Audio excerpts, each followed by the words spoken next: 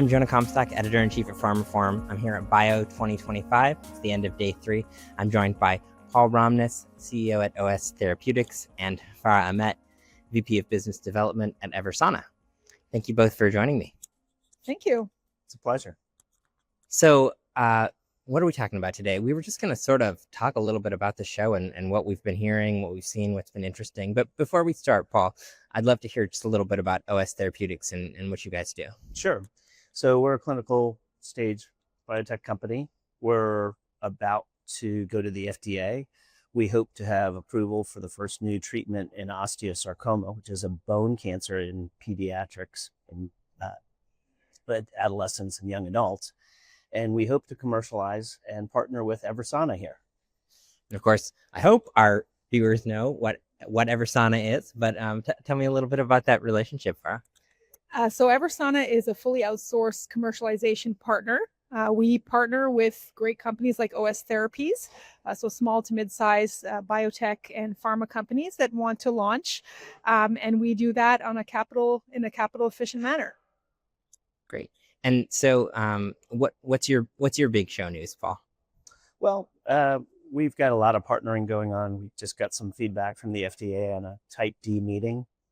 We've got some filings, our end of phase 2, our breakthrough designation, and our orphan designation resubmission that are all happening at some point this week.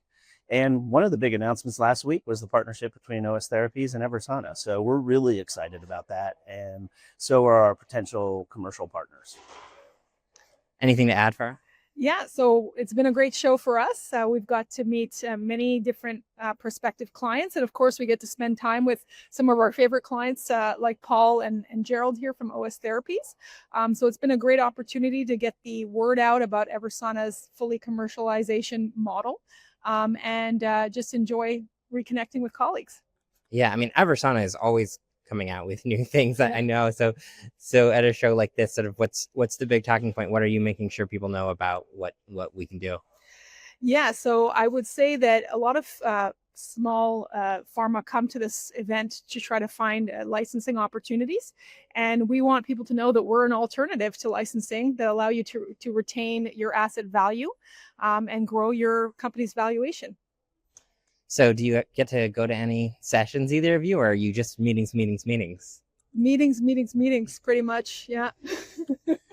So any interesting, I mean, obviously people talk a lot about some trends and what's going on in the industry. What are some of the conversations you're hearing?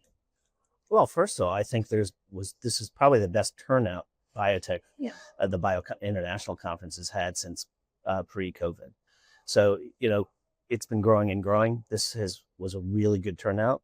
A lot of partnering opportunities, a lot of commercialization conversations that are both beneficial for EVERSANA and OS Therapies. So, it's I think it was a much better meeting than a lot of us anticipated, and we've still got another day. Yeah, I would like to add that it's been very global. So there's been a lot of good turnout from all over the world, which is really fun, especially given a lot of the global chaos that we're experiencing. You come to an event like this and it feels, really that we are kind of one world.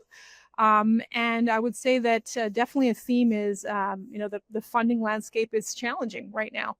There is a lot of instability and uncertainty. A lot of the things that are happening, within the pharma world, such as the most favored nation discussions that are ongoing, creates some uncertainty. So it's really great to be able to see potential partners face to face, build trust, and look for alternative ways of financing growth. And what advice do you have for biotechs, startups that are running up against that funding wall right now? To just try to stick through it. Keep your message simple. Try to understand what the commercial value of your assets are. Think outside the box, and keep at it. And find beneficial partners. Yeah. The other thing I've really noticed being a major theme at this show is we're really engaging with the new administration and the changes that organizations like the FDA. I mean, any interesting conversations along those lines? I mean, it feels like a lot of the conferences in the early part of the year, people were just like a little bit wary to even engage. But, here at Bio, the government's shown up and, we're talking about like how to live in this new world. So to Farah's point, there's a lot of uncertainty right now. I've seen administrations come and administrations go. I think what's important for this administration and every administration to understand is the United States has the golden goose of biotech. Don't kill the golden goose. Absolutely. I second that. Don't starve the golden goose, right? Well, it's a very high risk, difficult thing to bring a drug to the market. So there needs to be the incentives in place to incentivize innovation, for sure. We hope that where the federal government might be backing off, the states will step up, and we've certainly heard a lot from state governors here about their own investment in life sciences and biotech. Any other kind of big picture thoughts or any final thoughts from the two of you? Well, from a state level, Jonah, I mean, states have, again, are a great example of having phenomenal biotech business and killing it, right? Or getting it stolen away. 15 years ago, Massachusetts was not the leader in biotech. They are now the leader in biotech.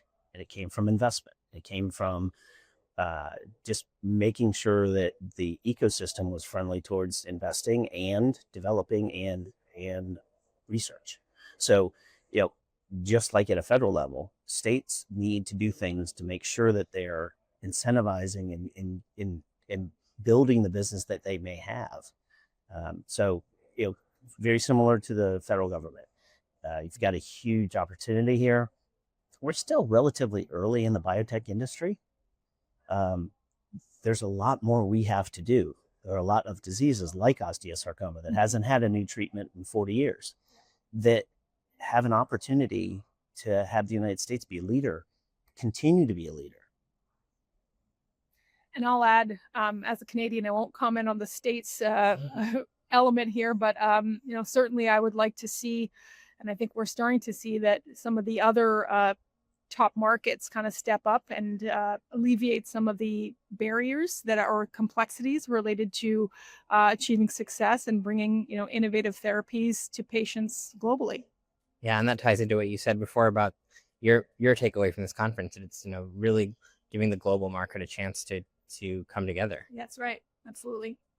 Well, thank you both so much. I really appreciate your insights, and I hope you have a great final day of the conference. Thank you. Thank you.